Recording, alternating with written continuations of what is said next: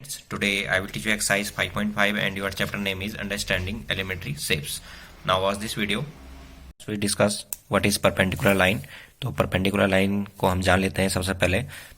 तो अगर एक लाइन है और एक दूसरी लाइन है जो उसको इंटरसेक्ट कर रही है इस पॉइंट पे, ठीक है, दोनों एक दूसरे को कट कर रहे हैं, कहाँ पे, इस पॉइंट पे कट कर रहे हैं और यहाँ पे 90 डिग्री बन रहा है, ठीक है.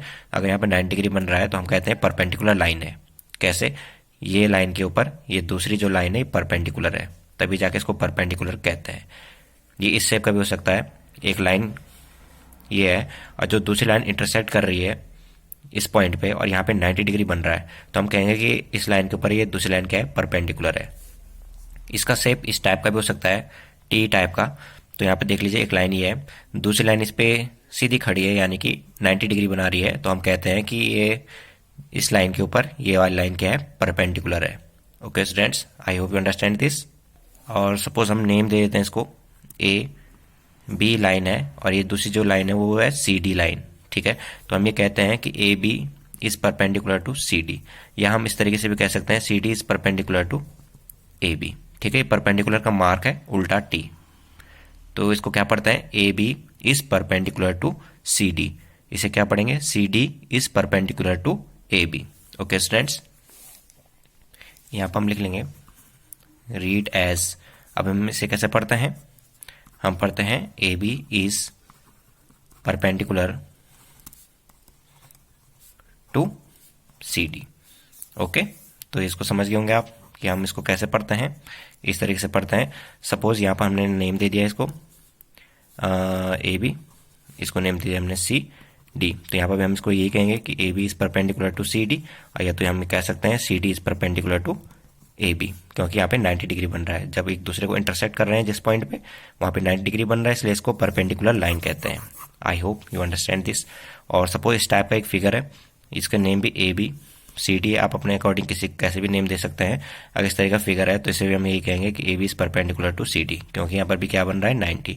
तो A B is perpendicular to C D, या कह सकते हैं C D is perpendicular to A B, कि सी डी भी ए बी पे क्या बना रही है, 90 डिग्री बना रही है, और ए बी भी सी डी पे क्या बना रही है, 90 डिग्री बना रही है. Now exercise 5.5 first question, which of the following are model of perpendicular line. तो आपने ये बताना है कि परपेंडिकुलर लाइन को कौन कौन से दिखा रहा है. अगर आपके पास एक एडजेसेंट एज है ऑफ ए टेबल टॉप, जो टेबल टॉप का है, यानी कि अब अभी टेबल का टॉप बना लेते हैं. ये टेबल का टॉप है, ऊपर से देखने पर टेबल इस तरीके का आपको दिखेगा.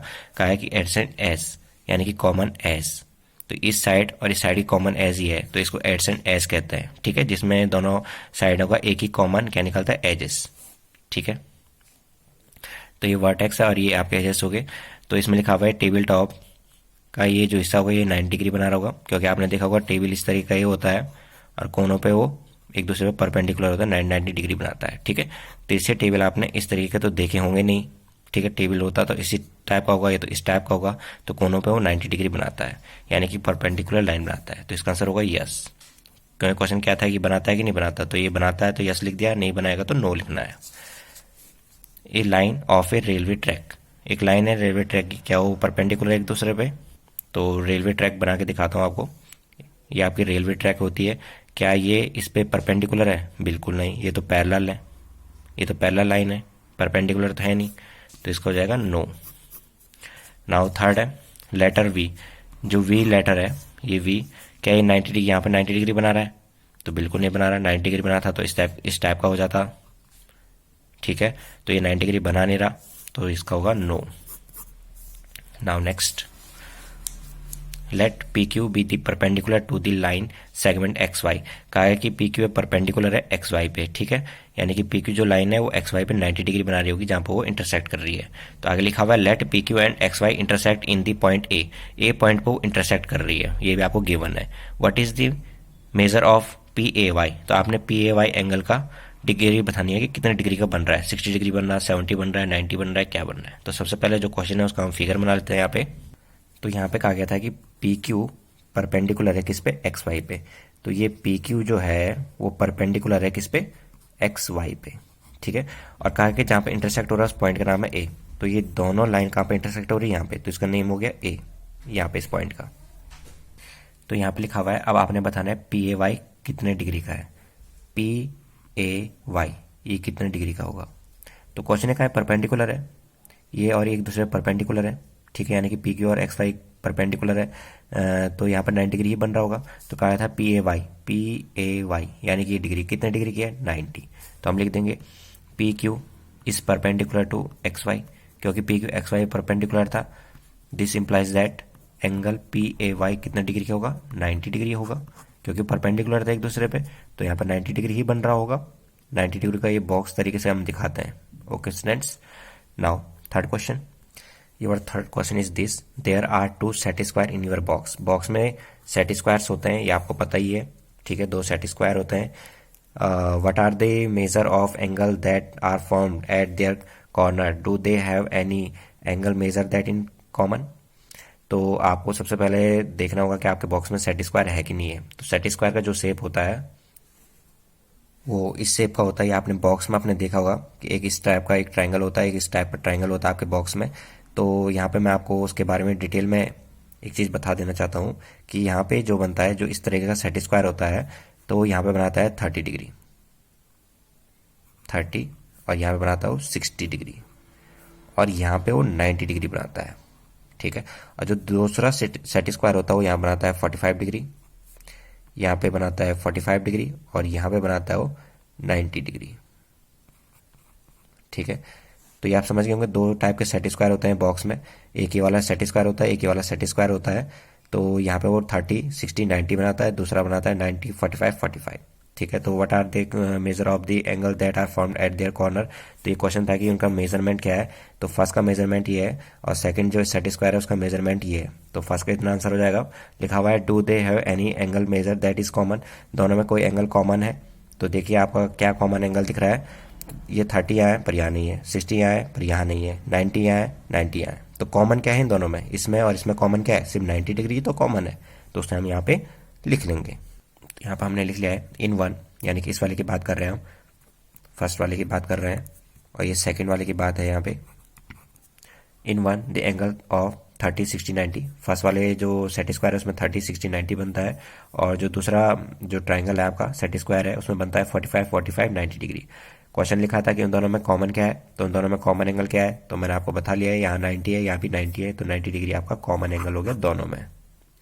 Now next question, question number 4 आपके पास, स्टडी दी डायग्राम। एक डायग्राम आपको दिया हुआ है जिसमें 0 से लेकर 8 तक के नंबर लिखे हुए हैं, और ये सभी इक्वल डिस्टेंस में है, यानी कि ये सपोज 1-1 सेंटीमीटर गैप पे ये नंबर लिखे गए हैं, ठीक है।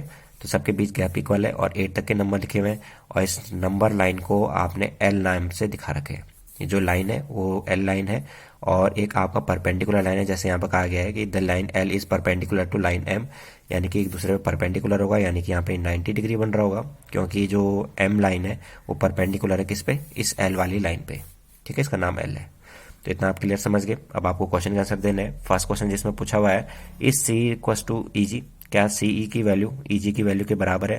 तो हम सबसे पहले सी की वैल्यू निकालेंगे, फिर ई जी की वैल्यू निकालेंगे। अगर दोनों का आंसर सेम होगा तो ये दोनों इक्वल है, अगर दोनों का आंसर सेम नहीं होगा तो ये दोनों इक्वल नहीं है। तो सबसे पहले हम सी की वैल्यू निकालते हैं। इसका जो सॉल्यूशन होगा, सी की वैल्यू निकालेंगे, तो सी कहाँ पे आपके, सी ई, ये आपके पास, ठीक है। तो सी के बीच में डी पॉइंट है, तो हम लिख सकते हैं C D plus D, C D plus D, और इनके बीच गैप है 1 यूनिट प्लस 1 यूनिट, 1 यूनिट और 1 यूनिट इसका, तो कितने यूनिट हो गए, 2 यूनिट्स हो गए, ठीक है। तो सी कितने यूनिट्स का हो गया, 2। सभी 1-1 यूनिट दूरी पे, 1 यूनिट, दूसरा यूनिट, तीसरा यूनिट, चौथा, पांचवा, छठवां, सातवां और 8 यूनिट्स हैं, जिसमें सीई की बात कर रहे थे यहाँ पे। तो सी के बीच में कितने यूनिट्स है, 1 और 1, 2 यूनिट्स, ठीक है। एंड अब ईजी की बारी है। ई यहाँ पे, जी यहाँ पे है, तो ई और जी के बीच में कितने यूनिट्स आ रहे हैं, 1 यूनिट और 1 यूनिट ये, यानी कि E F plus F G. तो ई एफ है 1 यूनिट प्लस दूसरा भी होगा 1 यूनिट, सबके बीच में 1-1 यूनिट गैप है, तो ये कितने यूनिट्स हो गए, 2 यूनिट्स। तो ई जी भी कितने यूनिट्स का हो गया, 2। देख लीजिए ई से लेकर जी तक 1 यूनिट और 1 यूनिट ये, यानी कि कुल मिला के 2 यूनिट का गैप है। तो सी के बीच भी 2 यूनिट गैप था, ई जे के बीच भी 2 यूनिट गैप है, तो दोनों ही बराबर गैपिंग के आंसर हैं। तो इसका मतलब this implies that C E equals to E G. ठीक है, नाउ नेक्स्ट क्वेश्चन आपके पास बी पार्ट है।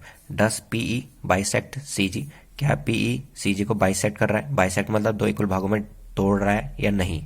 ठीक है, तो बाइसेक्ट का मतलब हो गया कि ये तोड़ रहा है कि नहीं तोड़ रहा है। बीई सी जी को दो भागों में तोड़ रहा है या नहीं तोड़ रहा है, ये आपको क्वेश्चन है। तो हम देख लेते हैं सी जी कहाँ पे है।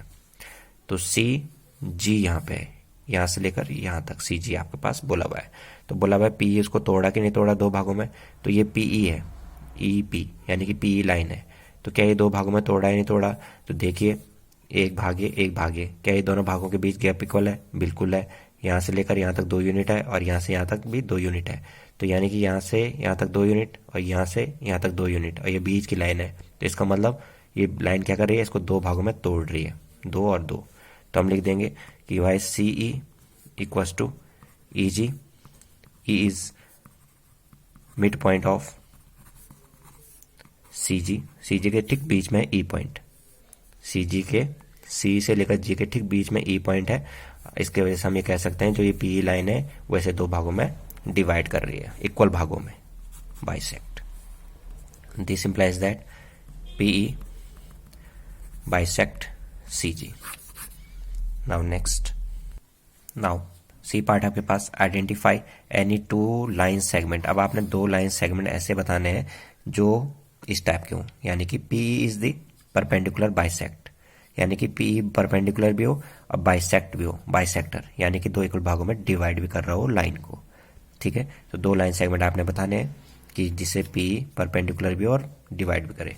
तो यहाँ पे लाइन आपको दिख रही होगी, तो ये पीई लाइन है तो दो इक्वल भागों में तोड़ रही होगी। तो ये हो गया आंसर, साफ सीधी बात है, सीई और ईजी, सीई और ईजी, क्योंकि सी से ई के बीच भी 2 यूनिट गैप है और ई से जी तक भी 2 यूनिट गैप है, दोनों के बीच सेम गैप था, जिसकी वजह से हम ये कह सकते हैं कि पी क्या है? परपेंडिकुलर बाइसेक्टर है इसका।